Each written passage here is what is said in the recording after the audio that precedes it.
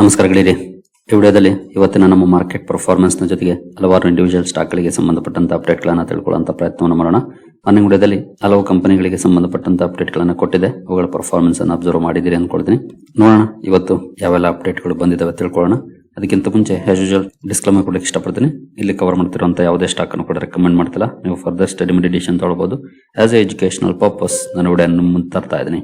ಹಾಗೆ ನೀವೇನಾದ್ರೂ ನಮ್ಮ ಇನ್ಸ್ಟಾಗ್ರಾಮ್ ಹಾಗೂ ಫೇಸ್ಬುಕ್ ಅಕೌಂಟ್ ಗಳನ್ನ ಇನ್ನೂ ಫಾಲೋ ಮಾಡ್ತಿಲ್ಲ ಅಂದ್ರೆ ಎರಡರ ಲಿಂಕ್ ಡಿಸ್ಕ್ರಿಪ್ಷನ್ ಅಲ್ಲಿ ಇರುತ್ತೆ, ಎರಡನ್ನು ಸಹ ಫಾಲೋ ಮಾಡಬಹುದು. ಇನ್ನು ಮೊದಲಿಗೆ ಇವತ್ತಿನ ನಮ್ಮ ಮಾರ್ಕೆಟ್ ನ ಪರ್ಫಾರ್ಮೆನ್ಸ್ ಅನ್ನು ನೋಡಿದರೆ ನಿಫ್ಟಿಯಲ್ಲಿ ನೋಡಬಹುದು 0.34% ಅಥವಾ 80 ಪಾಯಿಂಟ್ಸ್ ಡೌನ್ ಪರ್ಫಾರ್ಮೆನ್ಸ್ ನೋಡಲಿಕ್ಕೆ ಸಿಕ್ಕಿದೆ. ಇವತ್ತು ಕೂಡ ಸ್ವಲ್ಪ ಡೌನ್ ಅಲ್ಲೇ ಕ್ಲೋಸಿಂಗ್ ಅನ್ನು ಕೊಟ್ಟಿದೆ. ಬಟ್ ಓಪನಿಂಗ್ ಏನೋ ಚೆನ್ನಾಗೇ ಇತ್ತು. ನೀವು ಇಲ್ಲಿ ನೋಡಬಹುದು ಗ್ಯಾಪ್ ಅಪ್ ಅಲ್ಲೇ ಓಪನ್ ಆಯ್ತು, ಬಟ್ ಸಸ್ಟೈನ್ ಆಗ್ಲಿಲ್ಲ, ಡೌನ್ ಆಯ್ತು. ಮತ್ತೆ ರಿಕವರಿಯನ್ನು ಕೂಡ ಮಾಡ್ತು, ಅಗೇನ್ ಸಸ್ಟೈನ್ ಆಗ್ಲಿಲ್ಲ, ಮತ್ತೆ ಡೌನ್ ಆಗಿ ಓವರ್ ಆಲ್ 0.34% ಅಥವಾ 80 ಪಾಯಿಂಟ್ಸ್ ಡೌನ್ ಅಲ್ಲಿ ಕ್ಲೋಸಿಂಗ್ ಅನ್ನು ಕೊಟ್ಟಿದೆ. ಇನ್ನು ಸೆನ್ಸೆಕ್ಸ್ ಕಡೆ ಬಂದ್ರೆ ಇಲ್ಲಿ ಕೂಡ 0.33% ಅಥವಾ 249 ಪಾಯಿಂಟ್ಸ್ ಡೌನ್ ಪರ್ಫಾರ್ಮೆನ್ಸ್ ನೋಡಲಿಕ್ಕೆ ಸಿಕ್ಕಿದೆ. ಮಾರ್ನಿಂಗ್ ವಿಡಿಯೋದಲ್ಲಿ ನಾವು ನಿಫ್ಟಿ ಪರ್ಫಾರ್ಮೆನ್ಸ್ ನೋಡಿದಾಗ ಪಾಸಿಟಿವ್ ಇತ್ತು ಸ್ವಲ್ಪ ಮಟ್ಟಿಗೆ. ಬಟ್ ಏಷ್ಯನ್ ಮಾರ್ಕೆಟ್ಸ್ ಅಲ್ಲಿ ಏನೋ ಅಂತ ಇಂಡಿಕೇಶನ್ ಇರಲಿಲ್ಲ. ಎರಡು ಮಾರ್ಕೆಟ್ ಗಳು ಮಾತ್ರ ಪಾಸಿಟಿವ್ ಅಲ್ಲಿ ಇದ್ವು, ಇನ್ನೆಲ್ಲ ನೆಗೆಟಿವ್ ಅಲ್ಲಿ ಟ್ರೇಡ್ ಆಗ್ತಾ ಇದ್ವು. ನಮ್ಮ ಮಾರ್ಕೆಟ್ ಕೂಡ ಸ್ವಲ್ಪ ಡೌನ್ ಅಲ್ಲೇ ಇವತ್ತು ಕ್ಲೋಸಿಂಗ್ ಅನ್ನ ಕೊಟ್ಟಿದೆ. ಇನ್ನು ಬ್ರಾಡ್ ಮಾರ್ಕೆಟ್ ಇಂಡೈಸಸ್ ಗಳ ಕಡೆ ಬಂದ್ರೆ ನಿಫ್ಟಿ ನೆಕ್ಸ್ಟ್ 50 ನಲ್ಲಿ 0.17% ಪಾಸಿಟಿವ್ ಪರ್ಫಾರ್ಮೆನ್ಸ್ ನೋಡಲಿಕ್ಕೆ ಸಿಕ್ಕಿದೆ. ನಿಫ್ಟಿ 100 ಅಲ್ಲಿ 0.24% ನೆಗೆಟಿವ್ ಇದೆ. ನಿಫ್ಟಿ 200 0.12% ನೆಗೆಟಿವ್ ಇದೆ. ಹಾಗೆ ನಿಫ್ಟಿ 500 ಅಲ್ಲಿ 0.02% ನೆಗೆಟಿವ್ ಇದೆ, ಅಥವಾ ಫ್ಲಾಟ್ ಪರ್ಫಾರ್ಮೆನ್ಸ್ ಅಂತ ಹೇಳ್ಬೋದು. ನೆಕ್ಸ್ಟ್ 50 ಮಾತ್ರ ಸ್ವಲ್ಪ ಪಾಸಿಟಿವ್ ಅಲ್ಲಿ ಇತ್ತು. ಇನ್ನು ನಿಫ್ಟಿ 50, 100, 200, 500 ಎಲ್ಲ ಕೂಡ ಸ್ವಲ್ಪ ನೆಗೆಟಿವ್ ಅಲ್ಲೇ ಪರ್ಫಾರ್ಮೆನ್ಸ್ ಅನ್ನ ಮಾಡಿದಾವೆ.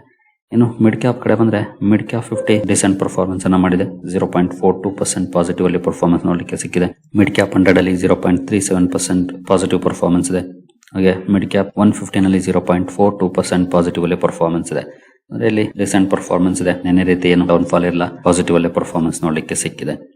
ಇನ್ನು ಸ್ಮಾಲ್ ಕ್ಯಾಪ್ ಕಡೆ ಬಂದ್ರೆ ಸ್ಮಾಲ್ ಕ್ಯಾಪ್ 50 ಅಲ್ಲಿ 1.06% ಪಾಸಿಟಿವ್ ಪರ್ಫಾರ್ಮೆನ್ಸ್ ಇದೆ. ಸ್ಮಾಲ್ ಕ್ಯಾಪ್ 100 1.02% ಪಾಸಿಟಿವ್ ಇದೆ. ಸ್ಮಾಲ್ ಕ್ಯಾಪ್ 250 ನಲ್ಲಿ 0.57% ಪಾಸಿಟಿವ್ ಪರ್ಫಾರ್ಮೆನ್ಸ್ ನೋಡಲಿಕ್ಕೆ ಸಿಕ್ಕಿದೆ. ಅಂದ್ರೆ ಲಾರ್ಜ್ ಅಂಡ್ ಮಿಡ್ ಕ್ಯಾಪ್ ಗೆ ಕಂಪೇರ್ ಮಾಡಿದ್ರೆ ಸ್ಮಾಲ್ ಕ್ಯಾಪ್ ಒಳ್ಳೆ ಪರ್ಫಾರ್ಮೆನ್ಸ್ ಅನ್ನ ಮಾಡಿದೆ ಇವತ್ತು. ಈವನ್ ಮೈಕ್ರೋ ಕ್ಯಾಪ್ ಅಲ್ಲೂ ಕೂಡ ಒಳ್ಳೆ ಪರ್ಫಾರ್ಮೆನ್ಸ್ ನೋಡಲಿಕ್ಕೆ ಸಿಕ್ಕಿದೆ. 1.03% ಪಾಸಿಟಿವ್ ಅಲ್ಲಿ ಪರ್ಫಾರ್ಮೆನ್ಸ್ ಇದೆ. ಓವರ್ ಆಲ್ ಲಾರ್ಜ್ ಕ್ಯಾಪ್ ಅಲ್ಲೇ ಸ್ವಲ್ಪ under performance, small and mid cap and micro cap ಒಳ್ಳೆ ಪರ್ಫಾರ್ಮೆನ್ಸ್ ಅನ್ನೇ ಮಾಡಿದಾವೆ. ಹಾಗಾಗಿ ಪೋರ್ಟ್ಫೋಲಿಯೋಗಳು ಕೂಡ ಒಳ್ಳೆ ಪರ್ಫಾರ್ಮೆನ್ಸ್ ಅನ್ನೇ ಮಾಡಿದಾವೆ ಮೆಜಾರಿಟಿ ಪೋರ್ಟ್ಫೋಲಿಯೋಗಳು ಇವತ್ತು. ಇನ್ನು ಸೆಕ್ಟೋರಲ್ ಇಂಡೈಸಸ್ ಗಳ ಕಡೆ ಬಂದ್ರೆ ನಿಫ್ಟಿ ಆಟೋದಲ್ಲಿ 0.24% ಪಾಸಿಟಿವ್ ಪರ್ಫಾರ್ಮೆನ್ಸ್ ಇದೆ. ಆಕ್ಚುಲಿ ಇವತ್ತಂತ ಒಳ್ಳೆ ರಿಯಾಕ್ಷನ್ ಏನಿರಲಿಲ್ಲ. ಮಾರ್ನಿಂಗ್ ಬರ್ತಾ ಒಂದಷ್ಟು ರಿಕವರ್ ಆಗಿದೆ. ನೆಗೆಟಿವ್ ಅಲ್ಲೇ ಸ್ಟಾರ್ಟ್ ಆಗಿದ್ದು, ಬಟ್ ರಿಕವರ್ ಆಗಿ 0.24% ಪಾಸಿಟಿವ್ ಅಲ್ಲೇ ಪರ್ಫಾರ್ಮೆನ್ಸ್ ಅನ್ನ ಕೊಟ್ಟಿದೆ. ನಿಫ್ಟಿ ಬ್ಯಾಂಕ್ 0.32% ನೆಗೆಟಿವ್ ಇದೆ ಇವತ್ತು. ಫೈನಾನ್ಷಿಯಲ್ ಸರ್ವಿಸಸ್ ಕೂಡ 0.16% ಡೌನ್ ಆಗಿದೆ. FMCG 0.68% ನೆಗೆಟಿವ್ ಅಲ್ಲಿ ಪರ್ಫಾರ್ಮೆನ್ಸ್ ಮಾಡಿದೆ. ಇನ್ನು IT ಸೆಕ್ಟರ್ ಆಸ್ ಯೂಶುವಲ್ ಮುಂದುವರೆದಿದೆ ಡೌನ್ ಫಾಲ್, 2.73% ಡೌನ್ ಅಲ್ಲಿ ಕ್ಲೋಸಿಂಗ್ ಅನ್ನ ಕೊಟ್ಟಿದೆ. IT ಸೆಕ್ಟರ್ ಅಂತೂ ಇತ್ತೀಚೆಗೆ ಸ್ಮಾಲ್ ಕ್ಯಾಪ್ ಸ್ಟಾಕ್ ತರ ಬಿಹೇವ್ ಮಾಡ್ತಿದೆ. ಒಂದಿನ ಅಪ್ ಒಂದಿನ ಡೌನ್, ಅದರಲ್ಲೂ ಡೌನ್ ಆದ್ರೆ 3-4% ಡೌನ್ ಆಗುತ್ತೆ, ಅಪ್ ಆದ್ರೆ 0.5% 1% ಈ ರೀತಿ ಅಪ್ ಆಗ್ತಿದೆ. IT ಸೆಕ್ಟರ್ ತುಂಬಾನೇ ಅಂಡರ್ ಪರ್ಫಾರ್ಮೆನ್ಸ್ ಅನ್ನ ಮಾಡ್ತಿದೆ. ಇವತ್ತು ಕೂಡ ಅದೇ ರೀತಿ ಪರ್ಫಾರ್ಮೆನ್ಸ್ ಇದೆ. ಮೀಡಿಯಾದಲ್ಲಿ 0.77% ಡೌನ್ ಫಾಲ್ ಇದೆ. ಮೆಟಲ್ 0.21% ಡೌನ್ ಅಲ್ಲಿ ಕ್ಲೋಸಿಂಗ್ ಅನ್ನ ಕೊಟ್ಟಿದೆ. ಫಾರ್ಮಾ 0.39% ಪಾಸಿಟಿವ್ ಇದೆ. PSU ಬ್ಯಾಂಕ್ ಗಳಲ್ಲಿ 0.72% ನೆಗೆಟಿವ್ ಪರ್ಫಾರ್ಮೆನ್ಸ್ ನೋಡಲಿಕ್ಕೆ ಸಿಕ್ಕಿದೆ.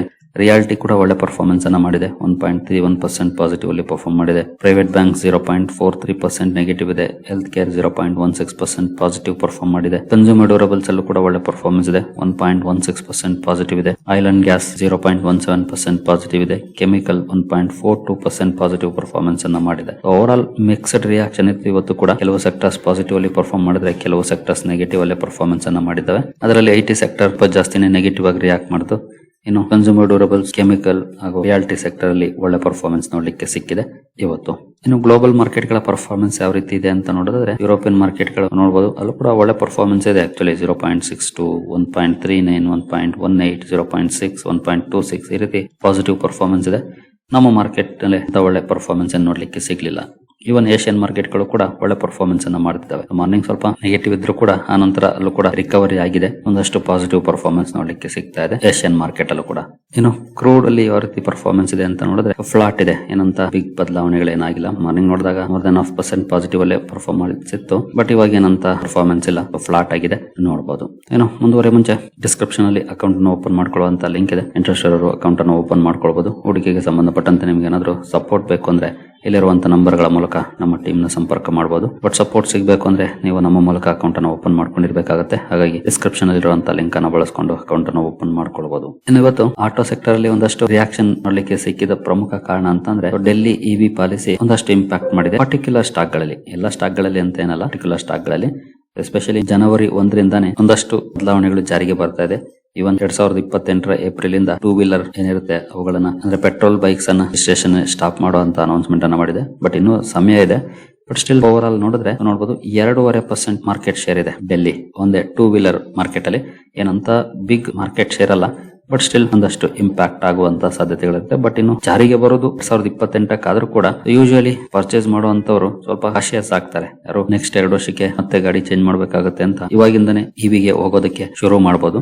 ಹಾಗಾಗಿ ಯಾವ ಒಂದು ಸಾಧ್ಯತೆಗಳಿರುತ್ತೆ ಈ ಬಗ್ಗೆ ಒಂದಷ್ಟು ರಿಯಾಕ್ಷನ್ಗಳು ಇವತ್ತು ನೋಡ್ಲಿಕ್ಕೆ ಸಿಕ್ಕಿದೆ, ಎಸ್ಪೆಷಲಿ ಟೂ ವೀಲರ್ ಮೇಕರ್ಸ್ ಅಲ್ಲಿ. ಇನ್ನು ಅದೇ ಸುದ್ದಿ ಈ ಸ್ಟಾಕ್ ಗಳಲ್ಲಿ ಪಾಸಿಟಿವ್ ಇಂಪ್ಯಾಕ್ಟ್ ಅನ್ನ ಕ್ರಿಯೇಟ್ ಮಾಡಿದೆ. ಓಲಾ ಎಲೆಕ್ಟ್ರಿಕ್ ಹಾಗೂ ಏತರ್ ಎನರ್ಜಿ ಶೇರ್ ಗಳಲ್ಲಿ ಒಳ್ಳೆ ಪರ್ಫಾರ್ಮೆನ್ಸ್ ನೋಡ್ಲಿಕ್ಕೆ ಸಿಕ್ಕಿದೆ. ಯಾಕಂದ್ರೆ ಇವೆರಡು ಕೂಡ ಇವಿ ಸೆಕ್ಟರ್ ಅಲ್ಲಿ ಕೆಲಸ ಮಾಡುವಂತಹ ಕಂಪನಿ, ಎಲೆಕ್ಟ್ರಿಕ್ ವೆಹಿಕಲ್ಸ್ ಅದರಲ್ಲೂ ಟೂ ವೀಲರ್ ಸೆಗ್ಮೆಂಟ್ ಅಲ್ಲಿ ಕಾಂಟ್ರಿಬ್ಯೂಷನ್ ಮಾಡುವಂತಹ ಕಂಪನಿಗಳು. ಹಾಗಾಗಿ ಈ ಎರಡು ಕಡೆ ಒಳ್ಳೆ ರಿಯಾಕ್ಷನ್ ನೋಡ್ಲಿಕ್ಕೆ ಸಿಕ್ಕಿದೆ. ಅದೇ ಪಾಲಿಸಿ ಒಂದಷ್ಟು ಪಾಸಿಟಿವ್ ಇಂಪ್ಯಾಕ್ಟ್ ಅನ್ನ ಕ್ರಿಯೇಟ್ ಮಾಡಿದೆ. ಇನ್ನು ಫೋರ್ಸ್ ಮೋಟಾರ್ಸ್ ಒಂದು ಅಪ್ಡೇಟ್ ಅನ್ನ ಕೊಟ್ಟಿದೆ ನೋಡಬಹುದು. ಕಂಪನಿ ರೋಡ್ ಮಿನಿಸ್ಟ್ರಿ ಜೊತೆ ಒಪ್ಪಂದವನ್ನು ಮಾಡ್ಕೊಂಡಿದೆ. Delhi NCR commercial vehicle fleet ಅನ್ನು ಮಾಡರ್ನೈಸ್ ಮಾಡ್ಲಿಕ್ಕೆ. ಈ ಒಪ್ಪಂದದ ಕಾರಣಕ್ಕೆ ಫೋರ್ಸ್ ಮೋಟಾರ್ಸ್ ಕೂಡ ಇವತ್ತು ಫೋಕಸ್ ಅಲ್ಲಿತ್ತು. ಇನ್ನು KC ಇಂಟರ್ನ್ಯಾಷನಲ್ ಶೇರ್ ಕೂಡ ಫೋಕಸ್ ಅಲ್ಲಿತ್ತು. ಕಾರಣ ಕಂಪನಿಗೆ 1754 ಕೋಟಿ ಆರ್ಡರ್ ಸಿಕ್ಕಿದೆ. ಈ ಆರ್ಡರ್ ಕಾರಣಕ್ಕೆ ಸ್ಟಾಕ್ ಫೋಕಸ್ ಅಲ್ಲಿತ್ತು. ಮಾರ್ನಿಂಗ್ ಒಳ್ಳೆ ರಿಯಾಕ್ಷನ್ ನೋಡ್ಲಿಕ್ಕೆ ಸಿಕ್ತು. ಬಟ್ ಹೊರತ ಗ್ರಾಜುಯಲ್ ಆಗಿ ಡೌನ್ ಆಗಿ 1% ಅಪ್ ಅಲ್ಲಿ ಸ್ಟಾಕ್ ಇವತ್ತು ಕ್ಲೋಸಿಂಗ್ ಅನ್ನ ಕೊಟ್ಟಿದೆ KC ಇಂಟರ್ನ್ಯಾಷನಲ್. ಇನ್ನು ಗೋದ್ರೇಜ್ ಪ್ರಾಪರ್ಟೀಸ್ ಕೂಡ ಇವತ್ತು ಫೋಕಸ್ ಅಲ್ಲಿ ಕಾರಣ ಕಂಪನಿ ಚೆನ್ನೈಲಿ ಸುಮಾರು 47 ಎಕರೆ ಲ್ಯಾಂಡ್ ಅಕ್ವೈರ್ ಮಾಡ್ಕೊಂಡಿದೆ. ಡೆವಲಪ್ಮೆಂಟ್ ಗೆ ಸುಮಾರು 500 ಕೋಟಿ ರೆವೆನ್ಯೂ ಪೊಟೆನ್ಶಿಯಲ್ ಇರುವಂತಹ ಅಕ್ವಿಸಿಷನ್ ಆಗಿದೆ. ಈ ಸುದ್ದಿ ಕಾರಣಕ್ಕೆ ಸ್ಟಾಕ್ ಫೋಕಸ್ ಅಲ್ಲಿತ್ತು. ಸ್ಟಾಕ್ ಅಲ್ಲೂ ಕೂಡ ಒಳ್ಳೆ ಪರ್ಫಾರ್ಮೆನ್ಸ್ ನೋಡ್ಲಿಕ್ಕೆ ಸಿಕ್ಕಿದೆ. ಮೋರ್ ದನ್ 2% ಅಪ್ ಅಲ್ಲಿ ಸ್ಟಾಕ್ ಇವತ್ತು ಪರ್ಫಾರ್ಮೆನ್ಸ್ ಮಾಡಿದೆ. ಇನ್ನು ಎಸ್ ಬ್ಯಾಂಕ್ ಕೂಡ ಸುದ್ದಿಲಿತ್ತು. ಎಸ್ ಬ್ಯಾಂಕ್ ಕೂಡ ಇವತ್ತು ಒಂದೊಳ್ಳೆ ಸುದ್ದಿ ಬಂದಿದೆ ನೋಡಬಹುದು. ಕಂಪನಿ ಇನ್ಕಮ್ ಟ್ಯಾಕ್ಸ್ ರಿಫಂಡ್ ಆಗಿದೆ 879 ಕೋಟಿ. 2018-19 ರೀಫಂಡ್ಸ್ ಇದು.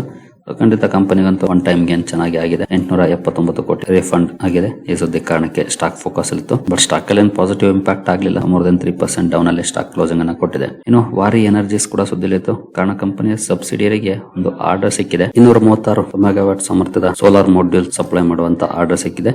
ಈ ಆರ್ಡರ್ ಕಾರಣಕ್ಕೆ ಸ್ಟಾಕ್ ಫೋಕಸ್ ಅಲ್ಲಿತ್ತು. ಒಳ್ಳೆ ರಿಯಾಕ್ಷನ್ ಇದೆ. ಮೋರ್ ದನ್ 2% ಅಪ್ ಅಲ್ಲಿ ಸ್ಟಾಕ್ ಇವತ್ತು ಕ್ಲೋಸಿಂಗ್ ಅನ್ನ ಕೊಟ್ಟಿದೆ. ಇನ್ನು ಕಲ್ಪತರು ಪ್ರಾಜೆಕ್ಟ್ಸ್ ಇಂಟರ್ನ್ಯಾಷನಲ್ ಕೂಡ ಸುದ್ದಿಲಿತ್ತು. ಕಾರಣ ನೋಡಬಹುದು. ಕಂಪನಿ 2957 ಕೋಟಿ ಆರ್ಡರ್ ಸಿಕ್ಕಿದೆ. ಈ ಆರ್ಡರ್ ಕಾರಣಕ್ಕೆ ಸ್ಟಾಕ್ ಫೋಕಸ್ ಅಲ್ಲಿತ್ತು. ಸ್ಟಾಕ್ ಅಲ್ಲೂ ಕೂಡ ಒಳ್ಳೆ ರಿಯಾಕ್ಷನ್ ನೋಡ್ಲಿಕ್ಕೆ ಸಿಕ್ಕಿದೆ ಇವತ್ತು ಕಲ್ಪತರು ಪ್ರಾಜೆಕ್ಟ್ಸ್ ಅಲ್ಲಿ.